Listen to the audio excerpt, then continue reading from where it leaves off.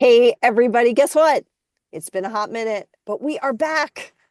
My name is Allison Lucan, the host. Shit, fuck, I screwed up. I don't even remember how to do this anymore. You It's been gotta a keep minute. go, just plow through it. We're all on one brain cell. Hey, everybody, we're back. I feel like that intro is going to stay as our soft intro because here we are. It's the playoffs. Shit is happening. I'm Allison Lucan. We're too many men. And the only reason I'm able to keep up with what is going on in the first round of the playoffs is thanks to the incredible coverage of my co-host Sarah Sivian. If you're not already subscribing and paying her for her Substack, you should be. Sarah Sivian is giving us all the takes. She's got a wonderful dissection of every series as they go along, and I'm living for her "you're cooked" emails that come out the minute a series ends. Sarah, before I ask how the hell are you, please remind the people how they can subscribe to some of the best, if not the best writing out there on hockey today. Thank you so much, Allison. I really feel like I caught a stride with the your cook thing. I always, every year, we've been doing this for a decade or more, all of us. Every year, I'm like, oh my God, I forget how to cover a playoff. And oh my God, I can do whatever I want. So, of course, I'm deciding to clown on everybody when they're done. So, the civreport.substack.com. Be careful when your team's out. And we have Sarah covering team to team, series to series, and then on the macro level, asking the tough questions with some of the smartest analysis you'll ever see about hits. Are they being called correctly? What's going on with power plays? You've got the micro, you've got the macro. NHL playoff super power level analysis that you must absolutely read to understand how this impacts the league and what's going to happen in the future rounds. It's Shayna Goldman. Shayna, say hi. Hi, that was top notch. You do know what you're doing. I I thought you don't were going to care. say how this impacts the Leafs. I almost did. I Oh my almost God. did. Listen, that's how they do it, those motherfuckers. They just sneak right in every single time. They literally, just like someone who just snuck into my office who picked the Leafs to win it all. She's like, I'm coming for this podcast. And the second we talk about the Leafs, she's gonna bark her ass off to let us know they're winning the cup. And I We'll also find love out after this podcast if she is correct. I also love how like every time I try and make the joke on Twitter, like people I'm not responding to jump in and take it entirely seriously. And I'm like, people know Can it's a we just have some fun? bit. It's Can a we have fun? bit. Nope, Please, exclusive I'm done rights. having fun on the internet. You guys get my articles, that's it. I'm done. I'm not going to sit here and waste my life. Literally. All right, well, let's get into it because, again, my friends, we appreciate your patience. We all had a lot going on and we need to take care of our mental health, but we are back to talk about the playoffs. They're already underway. Before we get into the hockey, though, news doesn't sleep. Sarah, what time is it?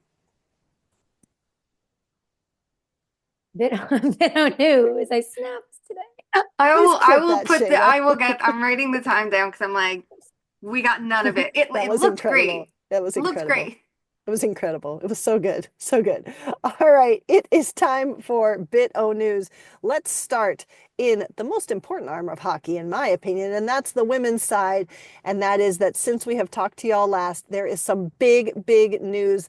Honestly, surprising to me, but in a great way. I think it's bold, it's new, it's inventive, and we're going to see the PWHL take over the entire North American continent as the league announced their first expansion to two new teams, Vancouver last week, and then just yesterday, as we record this, I was honored to be able to host the announcement, the celebration of PWHL Seattle. Shayna, you are our eyes and ears and boots on the ground for the women's hockey. I know that you've had to focus on the NHL right now, but from a big picture perspective, your thoughts on two new teams joining the league.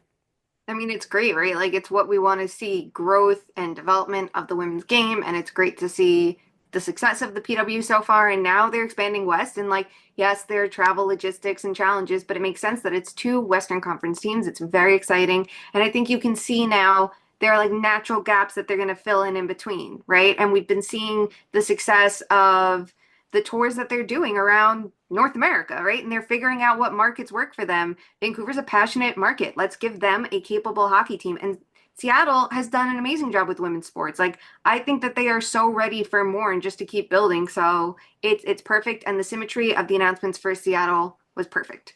It was great. It was great. And one thing I love too that we were honored to have Amy Shear and Jana Hefford from the PW here to speak yesterday. And I hadn't really thought about this as an underlying element, but it makes sense.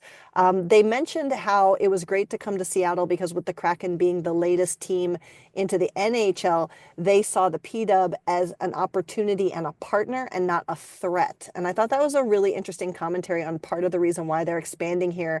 Above and beyond that, or maybe on that, Sarah, what are you thinking about two teams expanding the reach of pro women's hockey?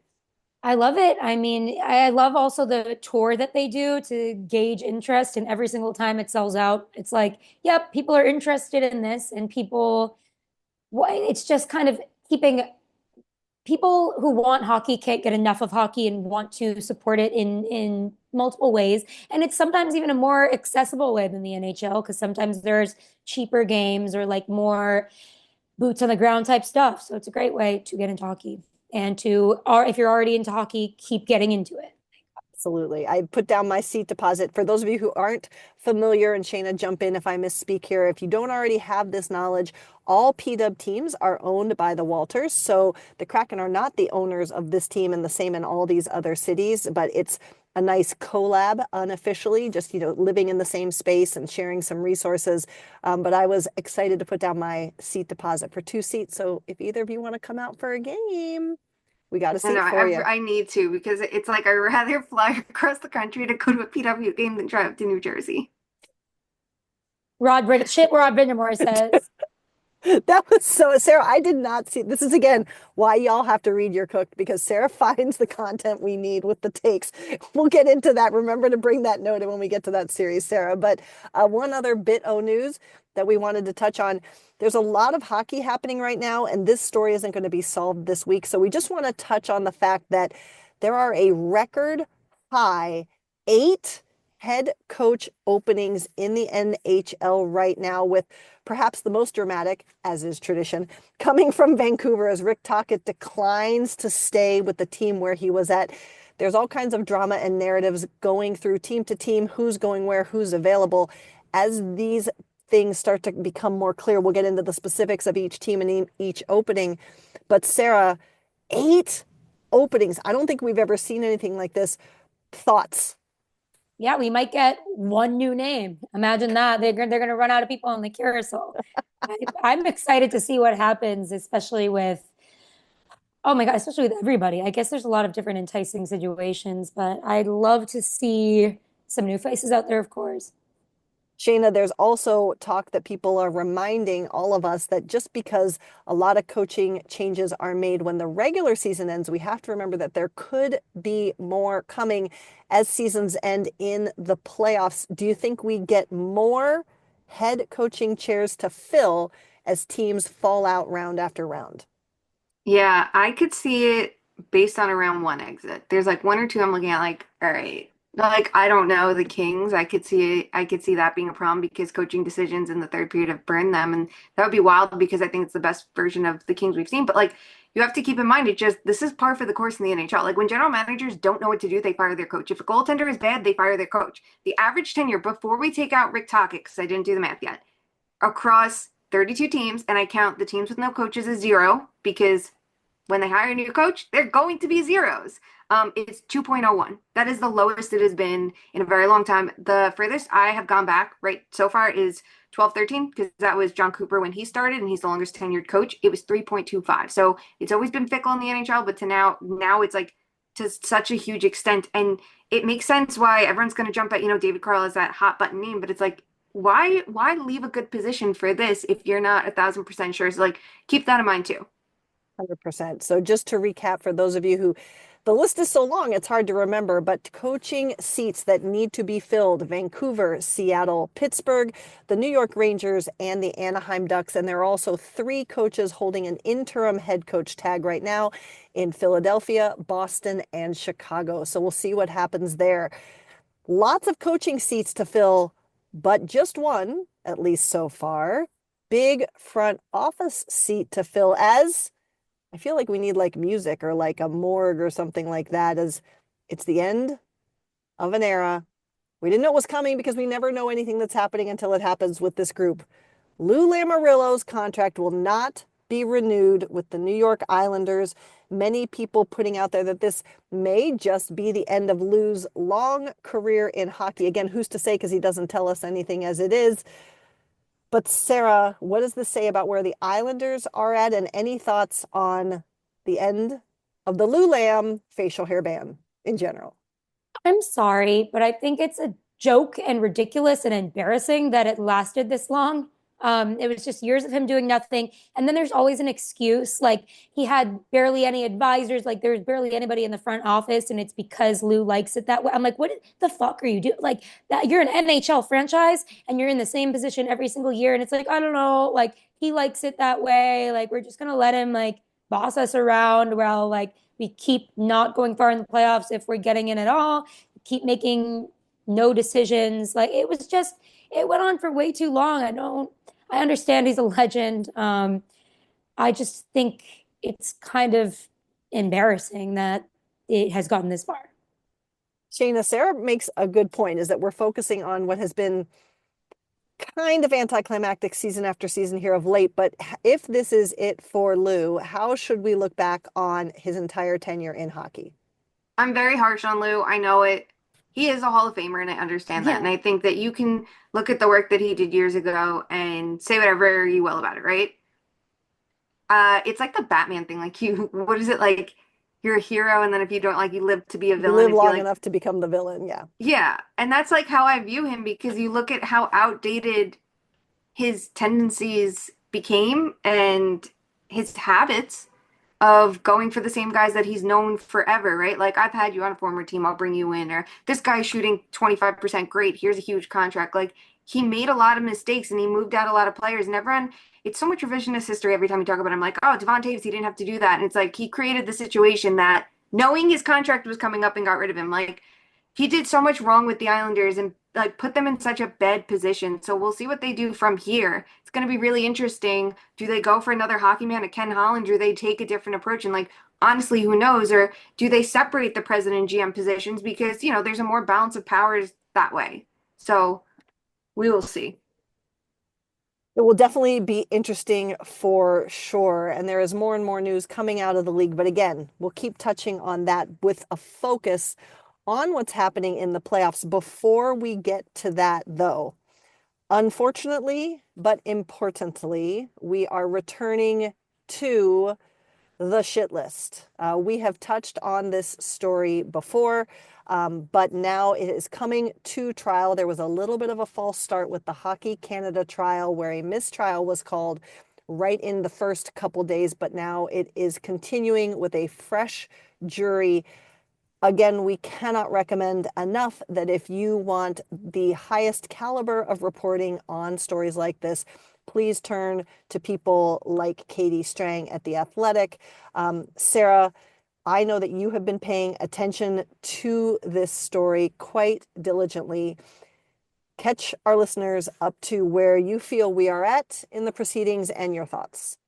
Yeah, they're a few days in and they have the detective testifying. They have Taylor Radish testifying. They have If we want a to call few, it that. yeah, yeah, we'll get into that too. We have a few other names that are starting to testify. And you have to understand that Canadian law is obviously different than American. It's a little more like private. There are certain things that the outside world isn't allowed to know, like why they had to kind of start over the first time. And just what we can know and what we can't know, but details are being released with group chats and everything like that. And just it's sad to know how many guys, even if they weren't involved, kind of walked into the room and knew what happened. And I don't know. It's I think it's important to state that the country of Canada or like the whatever it is, they are the ones that are taking this live and taking it to prosecution. They wanted to set an example of kind of the law with things like this. So it wasn't the woman, and she did report it immediately after it happened. So people are already starting with that type of stuff. Look it up and you'll find out what it's actually about. I wanted to shout out to people on TikTok too, who are there's a bunch of people that are really covering this on TikTok, and that's kind of where legacy media has failed us in the past. Obviously, Rick Westhead, they're kind of covering what he's covering, but I'm glad it's getting exposure that way. And yeah, so they're a couple days in and kind of going over the details and kind of just disgusting things being released and really graphic stuff. And yeah, it's been a lot to take in. But yeah, Taylor Radish, who was on the Washington Capitals, testified and they had to cut it short for obligations at the playoffs, which is it's kind of gross. Um, he basically said he had walked into the room and saw the naked, I mean, Well, he's he not was trigger sure. He's warning. not Yeah, sure. he's not sure. And it did happen 7 years ago. I will say it looks like he obviously wasn't involved and was FaceTiming his girlfriend at the time. But at the same time, I'm sure there was locker room talk about this that he had ignored, you know? So his thing is that he doesn't really remember what happened, but he wasn't drinking. I don't know. It's a whole mess. But yeah, we're gonna have to wait till whenever else to see when his testimony finishes. Yeah, the Taylor Radish testimony was giving me hardcore Patrick Kane. I appreciate the question, but I Yeah. can't answer it at this time vibes. I was just so mad. And I was talking this over with some really, really smart people who I admire here. And, someone made the point we really need to dig into why this is happening because, particularly in the Canadian systems and also some Europeans, you're basically plucked from your family at 14, 15 and thrust into a culture that has fed and lived this way for forever. And so we're ingraining this kind of behavior, particularly in these source markets, if you will, for lack of a better term, versus I'm not saying one is better. Please don't get it twisted. But, with NCAA programs, you're usually staying home longer. You're entering the quote unquote hockey culture perhaps a little bit later, perhaps with different moral and value based support. But it is just such an indictment on the system that is developing these players in terms of what they neglect in terms of developing the human. And so by the time they get to higher levels of hockey, we're fucked with what's happening. But Shayna, I know we all believe in bringing light to these stories and trying to do what we can to force change in hockey culture. Any thoughts you have on the trial thus far? Yeah, I mean, there is some really detailed and important coverage to just stay in the loop as much as you can. Like, I know it's hard to say that, like, during the postseason when everyone wants to just, like, love the sport, but you're allowed to feel different ways about it because this is a part of it, unfortunately. Like, it's a part of hockey culture. This is not a one-off instance. This has happened, and too often it's, like, pushed aside because someone's a good player or whatever, right? Like, we hear that all the time, and even with the Radish testimony, like, the fact that he's in the postseason is going to be of it. But yeah, there's some really great work being done on it. So just stay in the loop if you can.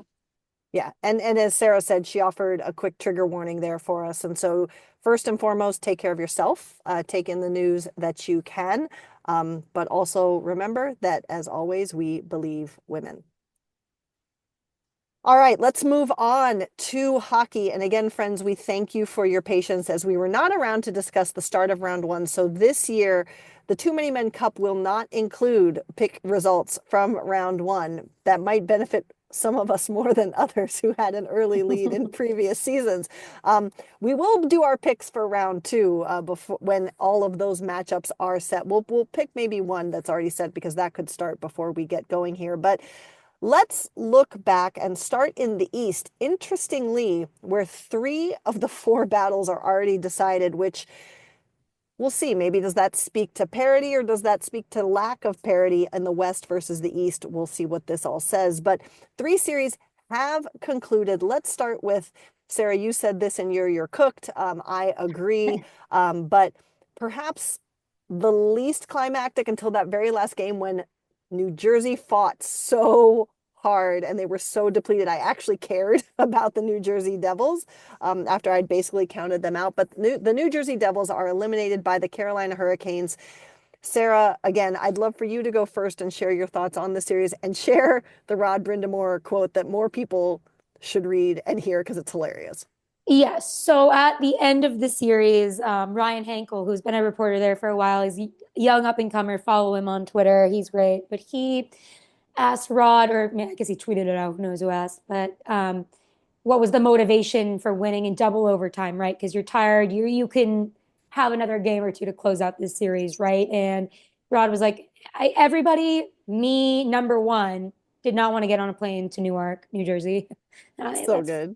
pretty funny, pretty true, and low hanging fruit, but it's true. So Jacob Markstrom put up a performance of an absolute lifetime. Like the shot disparity was absolutely disgusting for so many minutes, even into that for the entire series, basic like virtually. But for that first overtime and the double overtime facing elimination, the shots were Hurricanes 14-3, and they were good shots. And it was like one shot for the Devils for like 18 minutes of it, and they just got a few at the end. But God, he stood on his head. He ended up with some amazing stats too, and it was just like good for him. It sucked so bad that like five of their defensemen at that point were injured, you know? So it just is, what are you going to do? But at the same time, they went into it with a little more healthy. It was just Jack Hughes and like two of their defensemen that were hurt. I think they could have I feel like they gave up on themselves before it even started. Yeah, yeah, it was definitely, I think, unfortunately, because of the injuries and what they lost going into these playoffs, most people unfortunately assumed that this would be the outcome. But to Sarah's point, Shayna, one of the knocks on the Devils was always that they didn't have goaltending, and now they have Jacob Markstrom. And if you look, and I'm using Money Puck's data here, if you look at goals saved above expected in these playoffs, Jacob Markstrom ranks first in the league. And if you look at per 60 minutes of play and require at least 2 games played, he ranks third in goals saved above expected per 60. Knowing that you do potentially have your goaltending question answered, is this something for New Jersey to be optimistic about if they can stay healthy going into next year? Yeah, absolutely. Like you look at even that last game and the fact that his numbers are so good because that second period, there was an argument that maybe you give him the hook because he didn't look sharp. You could just see it was just like not there. And it's tough because you go, you're in an elimination game. Do you pull your starter? And down the stretch when Markstrom came back from injury, because he was playing really well before he got hurt, it took him a bit to get back into form, and Jake Allen stepped up. So you could have made the argument to swap, but then you could also look at it and go, well, Allen's rusty. Like, it's not a good situation to be in. You don't want it that you're not trusting your starter, but they made the right decision to trust their starter. And you look how unreal he was to keep them in that. So they should feel really good about it because their defensive depth is really, really strong. And even like Nemec finding his footing at the end of that series after he had a tough Look year at at the Brian NHL. Dumoulin, who's 830 Yeah. years old, coming in and playing like Yeah. more than half the game. Yeah, yeah, and he was someone that came in to replace Siegenthaler and stepped up, and then you get Siegenthaler back, but you can take a little off him and go, okay, it works, and you have this blend of like younger guys and older guys and offensive guys and shutdown guys. Like you're in a good position on the back end. If you can get some forward depth, which was an issue going into the year, even with the healthy Jack Hughes, that was going to be a problem. This team is going to be really, really good. But I think that there's areas they have to address. But the fact that they don't have to worry about goaltending for the first time in what, 7 years, that's amazing. Yeah, yeah. So optimist lines for New Jersey going into next year. They just were crushed too much by what they were able to bring in health wise into these playoffs. Another series that we move on to that is decided that, again, I think if you polled the general public, they would have assumed that this was the outcome going in. Montreal at the Washington Capitals. However, while the assumed result is the end result, Montreal winning just 1 game, this series quickly became must-watch hockey for me. It was arguably one of the most entertaining. It didn't feel like a 4-1 win to me. A stick tap to David Savard, who retires after this series, a longtime legend, just a stalwart on the blue line for multiple teams, Stanley Cup winner. But so many narratives. You have Tom Wilson being Tom Wilson going up against Josh Anderson, who many people don't remember. Those two had fights going all the way back to when Josh Anderson was with the Blue Jackets and he was defending Tom Wilson, just doing nothing other than breaking Alex Wenberg's back. But here we are. But that dialogue, and then Sarah, I know I want to set you up for this one.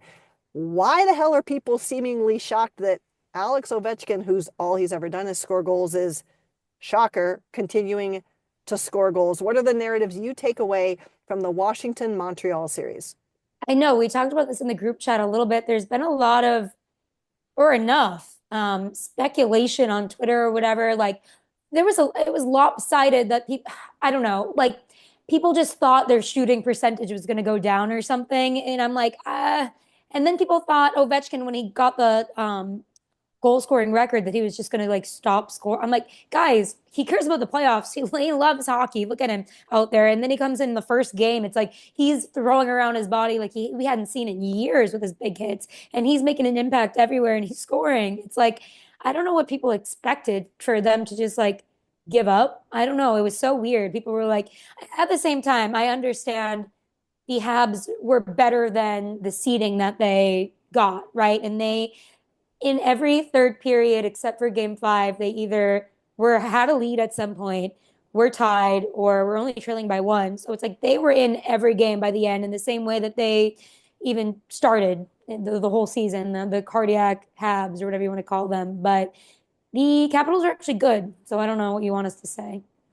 Shayna, I'll set you up with the same question again with a little bit of a different twist, is that Montreal isn't a team that many expected to be in this series. So for different reasons than we just talked about with New Jersey, for an up and coming team, does Montreal have legitimate reason to be optimistic going into next year after seeing what they could do forcing their way into the postseason? Yeah, absolutely. I wrote about them down the stretch when they had that like post Four Nations turnaround, then they stumbled a bit to get into the postseason. But like the message is literally the same. You have a really good up and coming core. Suzuki, Caulfield, Demidov, Hudson. Those are players to build around. And Sam Montembeault. They got you here. It wasn't that the veterans were dragging them along. This was the young guns leading the way and the veterans adding important support that put them in a position to be in the playoffs. No matter what happened from there, the fact that they were in the playoff race was a massive step forward to actually make the playoffs and get that experience, not just playing meaningful hockey down the stretch for the first time in a while, but being in the postseason.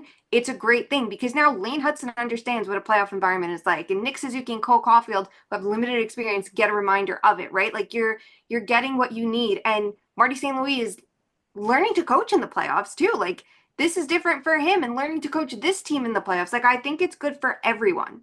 I think if Sam Montembeault didn't get injured, maybe they would have gone another game. I don't think they ever were going to make it to round two, and that is okay. They're in a different position than any other team in this postseason. That just making it here is a big deal. They know what it took to get here. They know what it took to lose here. Now they're going to learn what it takes to win here. Yeah, I loved every second of it. I thought it was a great series, and I don't care what the score was of the games or the series. I thought it was a well-matched back and forth, and I enjoyed the hell out of it. Now, let's swing to the complete opposite end of the spectrum, and that is a series that I think, by everyone's estimation, underperformed the hype, and in the process, I think busted more than a few brackets, including mine. Shame on me. Florida beats Tampa Bay. Sarah, other than big hits that we had coaches fighting about, and we'll get to other series where that's starting to happen too, what'd you think of this one? Yeah, disappointing, and terrifying for anybody who is facing the Panthers next because they beat the Lightning at their own game in that last game. It's like that's the essential Lightning game that they were winning this year because they could just turn it on, right? But you get Nikita Kucherov with 0 goals. To be fair, I don't want to clown on him too much because he found a way Do we and he think was he's getting hurt? Like, did you maybe. see with the hand and everything? And Yeah, yeah. Mm-hmm. I could see him not being able to get a shot off and like just giving it to Jake Gensel. Jake Gensel, oh, God, he was awesome, but they just don't have depth. Sorry, Brendan Hagel. Sorry, Nick Paul. Like, other than y'all, I'm not tough one for Victor Hedman, I'll say. And the Panthers are just that good and they are that deep because you see someone like Nate Schmidt having 2 consecutive game winners, and you're like, it's because the other people took care of what they had to do, and it's like they worn down. Like the Panthers' best players are going to win those matchups, knowing that they have people that can come through in the clutch. Carter Verhage, I guess Nate Schmidt. Like there's just so many, so they just keep coming. I don't know. I was looking at everybody who had a point per game, and it was like 8 people. So that's just who they are, and they're going to find out what your game is and beat you at it. So, I mean, I don't want to clown on the Lightning too much. They were in some of these games, but they Vasilevsky had a tough round one, I think. well, other than haggling about the lack of depth for Tampa Bay, Shayna, what stands out for you from this series? I know you did do quite a bit of talking and writing about the inconsistency with some of the really damaging hits, primarily coming out of this series, and the lack of constant or consistent, I should say, rulings on those. Yeah, that one was very easy. I'm not a quick grader. I'm not a let me do a story post game and turn around quick. And I had so many thoughts. I was like, okay, okay, because like I didn't think Hagel needed to be suspended after game one. And if you didn't suspend him and didn't suspend Kachuk, I was like, all right, now we're even. But Anyway, I look at it and I go, I wonder how this Lightning team could have looked with Hagel in for 2 games that he wasn't, and what Bjorkstrand could have done because Mhm. they went out and got depth, and then it didn't work out. I'm very curious about what this team can do next year because maybe I overestimated them, and I was very high on Tampa all year. I had them going to the Cup final, like. Obviously I thought pretty highly of them, but you look at the way the core played this year, and that's their strategy, and you build around that, and you go, okay, will everyone do that a year older? Like, there's a good reason to, but I think it also speaks to like they knew to take the swings this year, and the decision to move on from Stamkos and go for Gensel was Smart. the best decision they've Yep. made in a very long time. So credit to them on that. They're not totally cooked in the. I don't think their window's over, but for the Panthers, like their depth is they don't give much space. They overwhelm their opponents, and you see guys like Brad Marchand cooking on that third line with Lundell, which is like that third line has had potential the last two postseasons and been good, but now it's like up another level. So that is great for them. Like they have a good recipe to success, and they can play that physical playoff style, but they also have a ton of skill, right? Like we've seen this was the best rush based team. Now they're one of the best forechecking teams, and they know how to amp it up when it matters the most. And maybe we underestimated them because we haven't seen them fully together yet this season, right? Because once Jones was there, Ekblad was gone, and there were the injuries to Marchand, and Kachuk was gone since Four Nations. So now you're seeing them all together, and you're like, that is a powerhouse. Yeah, Florida looks terrifying. So we will see, other than Aaron Ekblad, who apparently doesn't want to play hockey anymore. But here we are. There is Great things to do right before free agency. Honestly, get yourself honestly, suspended oh twice. my God. All the other series as we record sit at a 2-3 record. And let's whip around through these. Obviously, a lot of these will be decided by the time we record next. We'll get our picks in on those. But let's round out the East. They don't even deserve their segment in our show because we're so disappointed in them. Or are we delighted? Who's to say? Toronto, after going up, what was it, 3-1, is now headed to Ottawa tonight. 3-2, Ottawa battling back like a boss. Sarah, what are you thinking of this series right now? Pulse check. I think I'd say people are being a little dramatic and they're trying to like I About the saw Leafs dramatic? what's his name? Jeff, he was Jeff O'Neill. I Oh, like yeah. O-Dog. Yeah. He Oh, was dog shaving nine. his beard already. I'm like, we don't have to do all this. Like if it was any other team, you wouldn't panic to this extent. But I guess the Leafs have earned this shroud of uncertainty and we can't trust them. And getting shut out was bad, and like, oh, it's like the one good thing, the goaltending like kind of went to shit. So you're like, I'm actually a little bit worried. And then Olmark's getting better and better. You're like, oh, I don't know. Yeah, like I am a little bit worried. I want to say on the surface, everyone's being dramatic, but like, and I think people are, and that's the best part, right? That's the best part. You get like, guys, believe this with your eyes. We're gonna like you get Maple Leaf Square. That's my favorite, but I don't think people are being that dramatic. Shayna, I can't decide what I would be more excited for, a Kachuk Bowl because I'm loving the playoffs version of Brady Kachuk. It's what we all dreamed it would be, or another opportunity for Florida to oust the Leafs if they make it through. What's your vibe check on this series? Oh my God. It's so funny too because it's like the Leafs enter the playoffs and you go, the core four is scoring. The power play, the five forward power play is clicking. There were some conversations I saw of like, should they have that in the playoffs? There's so much risk. And it's like, hey, it works. Why would you screw with it? Okay, the defense is good. The goaltending is good. Everything this Leafs team has not had in the past, they have this year. And then what happened?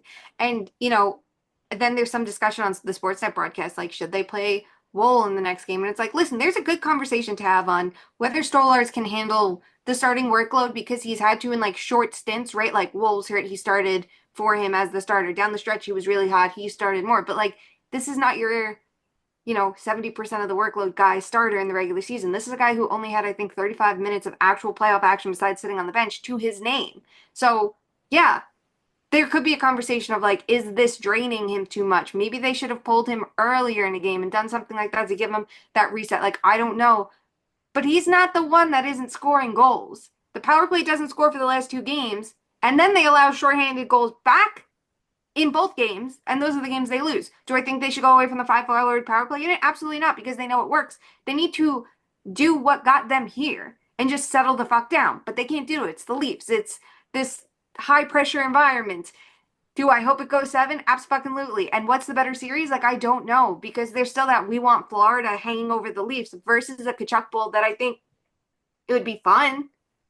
I think they'd beat the shit out of each other, but I don't know if it would be a great series per se. But whatever's going to make for a better series is what I'm rooting for. Like, give me 7 games here and then give me something exciting next round. Absolutely, absolutely. Well, let's switch our focus now to out west. And again, as I mentioned, all these series as we record are 3-2. Let's start with a game that was played last night, and we talk about teams fulfilling narratives. Let's start there with one that I don't know if we can decide if they're fulfilling a narrative, and that's the Jets, who are up with the chance to close out over the St. Louis Blues. They win at home last night, 5-3, to again get that 3-2 series lead. But oh lordy, are we back to the Hellebuck playoff curse after he was again named a Vezina finalist this season for the regular season performance that he had in net? But the Jets and the Blues, and now we also have controversy about hits here too, as Mark Scheifele is out. We have head coaches literally trying to decide what hit it was that took him out of the game, and apparently he will not travel to St. Louis for Game 6. Sarah, vibe check on the Blues and the Jets. Will the Jets be blue, or will the Blues be jettisoned out of the playoffs? Oh my God. Wow. That was an all-timer. That was like, I got to stop and appreciate that and sit with that for a moment. I'm holding space for that. I think, oh, I'm just pissed off about it. I wanted this to be, this is just like, I guess when you get older and you realize life really isn't black and white or black and blue. Oh my gosh. Or Hey, whatever, or white and blue. I guess yes, and I don't think Connor Hellebuck, he's concerning me, scaring me. Mom, I'm scared. I want to go home. I think if they could win despite it all, but I think they're gonna beat the Blues. But I don't want them to. I want it to work out exactly how I picture it in my little head with like Connor Hellebuck having a really good series. And I don't know why I feel like that. I just feel like I want it to make sense and it's not. Shayna, what do you think? I thought that, he was shaky at first, and I thought he had figured it out. And now we are here with Connor Hellebuck. Now, at least he's talking to the media this time, which apparently we are supposed to be happy about. But he sits at the bottom of the goaltending rankings in the playoffs in terms of goals saved above expected at minus 7.1 per money puck. Shayna, what say you? Oh my God, I don't even know. Like, it's such a tough one because you saw him at Four Nations against Bennington, and you go, okay, he can handle the pressure of a moment. Obviously, it's a different setting, but here it was like everyone counting on him. Team USA finally go up against Canada, and some players were saying that was like some of the most important hockey they've ever played because you want to represent your country well. Well, here we are in the spring after he played a million games, and you also go, okay, well, his workload was lighter within those games. Well, he still had to be in those games. So what's the problem here? Like it's such a tough one to navigate because how does someone turn into a pumpkin every year? And in some of it, you look at it and you go, well, their defense isn't good enough, right? This defensive powerhouse has really struggled. They're allowing chances that they shouldn't be allowing. Game 4 was huge. You could see just these rush chances the Blues were getting, or they're getting those deflections and those screens in, and it's beating Hellebuck. They're able to beat him in ways that they shouldn't be able to. He shouldn't be facing those shots. Two things can be true at the same time, right? Like the defense is bad, but he's not playing up to it. The Now you're down. screens, yeah, sorry, No, keep no, go, going. go. The screens, it's like the number one thing that's getting him, and also just his rebound control and his like elevated pucks. And I feel like this always happens in the postseason because the game is way faster and the defense can't really keep up. And what do they do to change it? Fuck all. So here we are. Yeah. And the rebounds, if I remember it, there was a goal, I think it was in game 3 or 4, that I want to say Buchnevich scored. And Hellebuck faced two players in front of him. He was completely screened.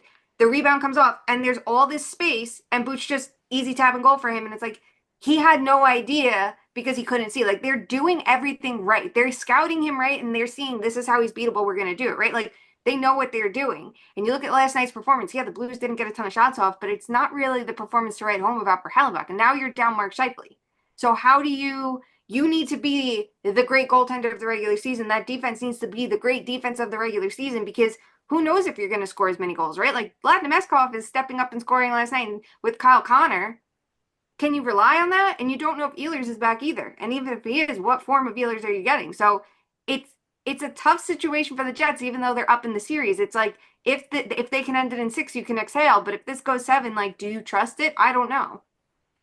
Let's move on to another series seemingly living out the dark curses of a narrative, and that is the LA Kings hosting the Edmonton Oilers, who again, everyone thought this could be it. The Kings could be doing it. They could end up finally finding a way through the Edmonton Oilers. They win the first two games. They've got harmonicas in the building. It's magical. And then, as Shayna already alluded to in the episode, third period collapses doom them. And now Edmonton is the one with the series lead finally breaking home ice advantage, and the series switches back to the Oilers' home ice. Sarah, vibe check. Ah, I got some questions about Jim Hiller. I don't understand why he's just refusing to play.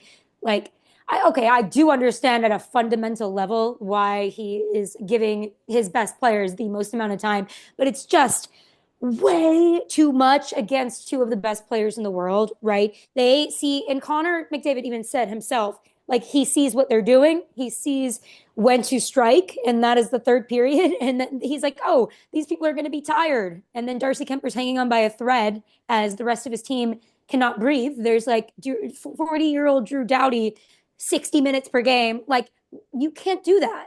I'm sorry. Like, I understand the thought process. It's brave, I guess. You can't do that. You have to play your entire team. That's why depth is so important. You have to be able, at least they're showing us all how important depth truly is. Like the Panthers are showing us the good version of that. The Kings are showing us the bad version of that. Like Quinton Byfield, I love you. First of all, you're not like he's an emerging star, and I love that he's getting these opportunities. But The he's not turnover, Connor man. Oh, McDavid. oh. He's not like you can't put him out there like he's Connor McDavid. They're not even putting Connor McDavid out there like he's Connor McDavid. Like you can't do that. So it's really frustrating to watch because it's literally as simple as it seems out there. Like they have the lead every time, and then except for the most recent time, and now they're cooked. Shayna, we talked about depth a lot, and there's another angle of depth that maybe isn't getting as much attention because of the hashtag narratives.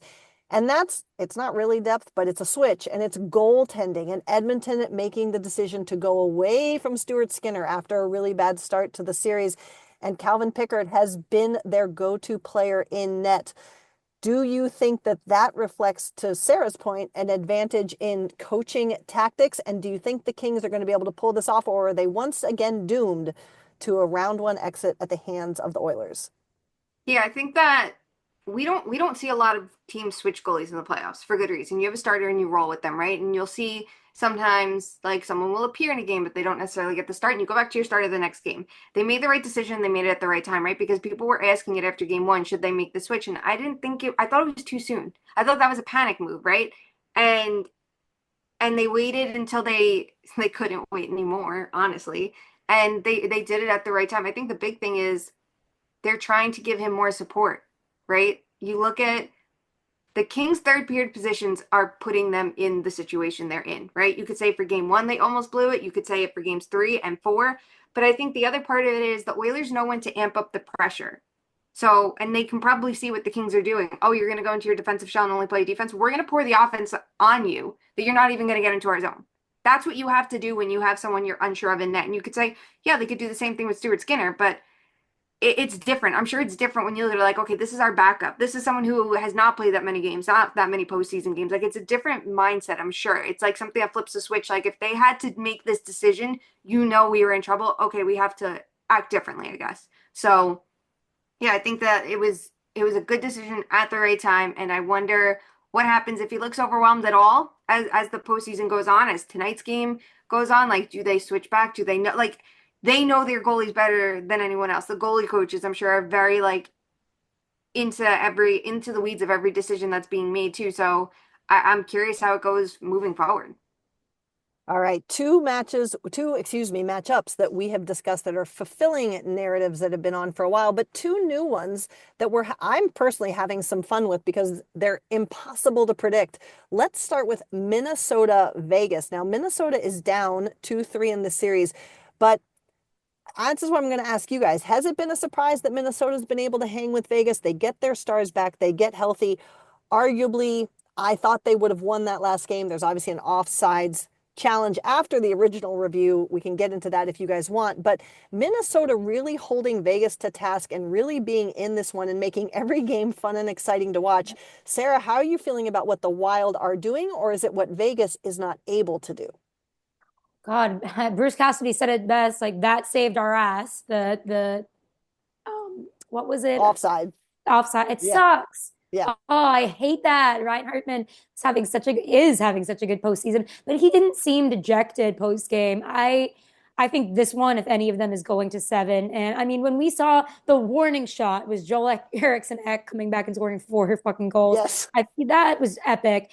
Their team is just so defensively sound, and the Stars are so. I just believe in them, and I really want them to take it to 7 games. So I'm hoping that's what happens. Shayna, what do you think about who comes out of this one or who This should? is this is like my favorite series. I love everything about it Yeah. since game one. And I originally picked Vegas because I was worried a little bit about the Wild's top line being so top heavy that it would affect the rest of the lineup in a negative way. And in game one, you saw that second line of Hurdle and Dorofeev like be so good, right? And you're like, okay, they don't have a second line to match up to that. And then you look at the fact that Vegas literally has two different units, two forward lines and two defense pairs that can be like I shut down duo and play matchup minutes. And you're like, how do you get past that? And the fact that the Kaprizov line has shut down Eichel in such a way is so impressive. But like the Golden Knights have made the right adjustments. They gave William Karlsson up to Jack Eichel to play together at 5-on-5, right? And at times we saw it was the two of them with Dorofeev and at times with Mark Stone. And that's when it got Eichel going. You don't want to see him start going because I think that's going to unlock this series for Vegas more. I think Minnesota ties it up tonight, especially with Dorofeev out. But I'm very, very, very curious about what happens in seven because like it's such a tight series and it's so exciting. I'm going to be disappointed if it doesn't go to seven. Who do we think comes out of it? Sarah? Vegas. Sorry, I keep swearing. It's just one No. of those days. Have you met our podcast? We're fine. Yeah. I guess I made this podcast. Shayna, who's your pick? I'm going to go Vegas. I think they're getting hotter at the right Yeah, time. unfortunately. All right, we'll see. We'll see. There's one final series, and this is one where I have to admit I'm a little biased, so my allegiance clouds my ability to give good analysis, but that is Colorado Dallas. This has been one where there's been so many narratives, so many wonderful stories. Landeskog comes back, he scores a goal. Otter is good, Otter is not good. Otter is pulled, but it's not his fault. Dallas is up in this series 3-2. This is one where many people are saying whoever comes out of this round, you can't say it was a round one exit because of the caliber of competition.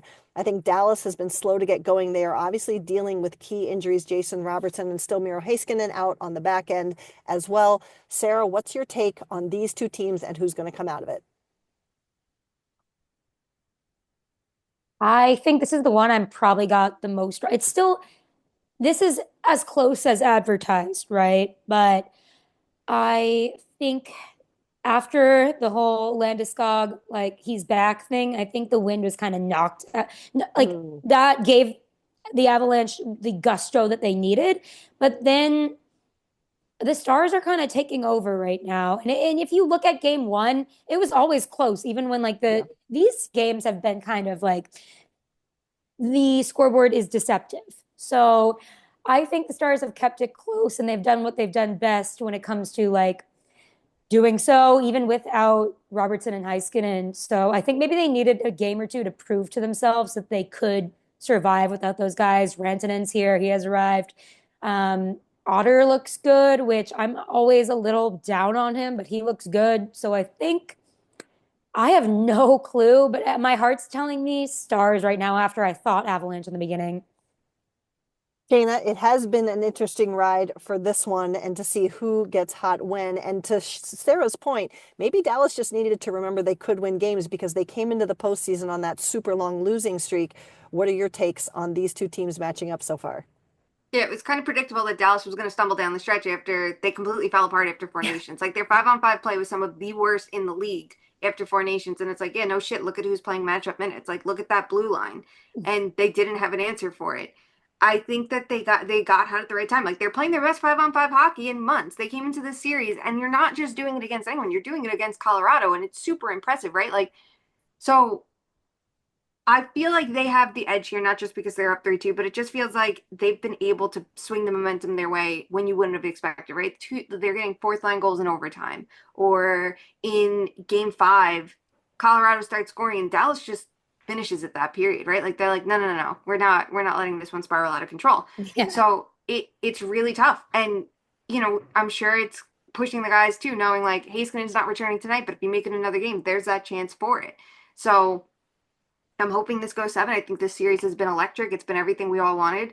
The key for the Avs is going to be getting that second line going because in game 4, when they dominated, I think a big reason was that second line was incredible. They were good the game before, the third line with Landeskog on it, but they weren't playing enough minutes. Okay, so you push them into a bigger role. If that second line's going, I think Colorado has it. But if not, like Wyatt Johnston scoring 2 goals and getting going, I feel like just unlocked something that they were missing, right? It was him and Rantanen were a little slower and you can't afford that. Now they're clicking. So if they can stay hot, I would be a lot more worried for the Avs. Well, like I said, by the time we talk to y'all again next, these series will likely, or most of them likely, will be decided. But we do have one series for round 2 that is set as a result of the 3 series that have concluded, and that is Carolina at Washington. So just real quickly, no explanation needed. Let's start putting in our picks for the Too Many Men Cup beginning in round 2 this year. Sarah, which team wins and in how many games? Oh, Capitals in 7. Ooh, okay. Shayna? Yeah, I'm gonna go Caps in 7. All right. That's interesting. I will just be difficult and go Carolina in 7. That's literally the only reason I'm picking it. All right, my friends.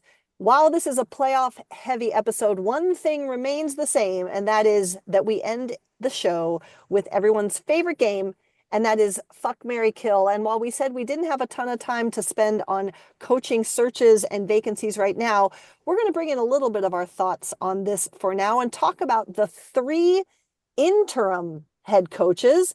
And we're going to FMK the 3 interim head coaches in terms of who we think will keep the tag and be put into the position officially and full time. So, Sarah, as is tradition, you are up first in terms of who will actually become a legitimate head coach and lose the interim tag with the team where they currently are. Here are your options: Boston's Joe Sacco, Chicago's Anders Sorensen, and Philadelphia's Brad Shaw. The floor is yours. Well, to be clear, I don't think any of these people are keeping their jobs. Um, I'm going to kill Chicago. That's just, there's going to be, it's the next step in the Blackhawks' plan. And it was never their intention to have it go this way. So I think they're going to do their big one with the head coach now. I am going to fuck Joe Sacco. I mean, Melrose, Massachusetts guy. I could see him a little bit staying. And the rebuild is just beginning for the Bruins. So I could see him it's no huge urgency, right? He didn't do any harm to the team. It's going to be okay. And it was early on when they made this change. I'm going to marry Bradshaw. I think he's a great coach. He's a smart hockey guy. And I mean, I guess this is who I would want to stay, but I feel the Flyers might bite on somebody else. Just there's so many names out there right now, but I think Bradshaw kind of fits with the Flyers in like working with young talent. So I don't know. Dana, your picks. I'm going to kill the Blackhawks. I wonder if they send Sorensen back to the AHL. Hmm. and say like, keep Yeah. working there, you were onto something, and they take a swing on like someone else. Um, I will fuck Bradshaw. I don't think the Flyers are going to keep him because I think they're so obsessed with getting a former Flyer, and I think with Rick Tocchet available, that's what they're going to be drawn to. But I think Yeah. that Bradshaw should be on the top of everybody's list to either be a head coach or be an associate coach because he is absolutely positively elite at it. And then I will marry Sacco. I don't really think the Bruins are going to keep him, but I could see them saying like, "All right, fuck it, let's have some consistency there," especially if Leach leaves because he's being talked about in some of these open head coaching roles too. And, you know, you could start there and then get dramatic and fire your coach mid-season when things go south because that's the Bruins way instead of management actually doing something. Yeah, I actually, while I'm actually giving credit to Sarah for my picks changing, I'm going to agree with Shayna based on Sarah's logic in that Sounds likely. that sounds it's very too many men of us. Yeah.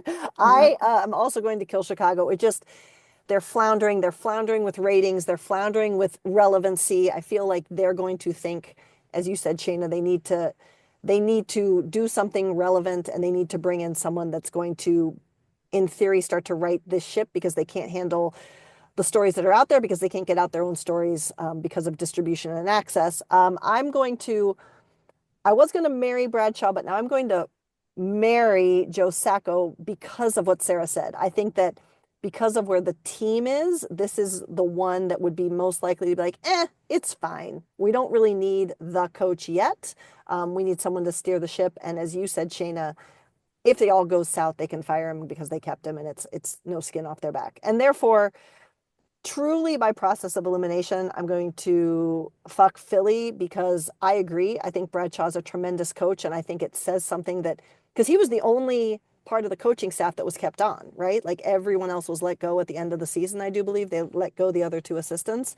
So I think that speaks volumes in terms of how the organization values him, but I do think they're so obsessed with the Flyers brand in everyone that they have on staff that they're going to go hard after another candidate, even if it's not necessarily purely for tactical decisions.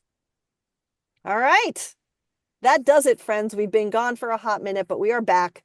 We'll be back with you throughout the playoffs. We so appreciate you spending time with us, hanging out with us, being with us online, even when we're not in your ears. If you want to connect with us on social, we are at 2_much_man on the YouTube, on the Instagram, and on the Twitter. We are at 2_much_man on BlueSky. I tell you to check out our merch, but we are so, so, so disappointed with our vendor right now. I'm actually telling you to hold off. We're going to be investigating a different provider for you soon, but we want you to get the stuff you actually pay for, and that's not happening with Teespring, so hold off for now. We'll let you know. But what you can do until we talk again is something, no matter how big or small, to make sure that hockey is truly for everyone. We will talk to you soon. Love you. Bye.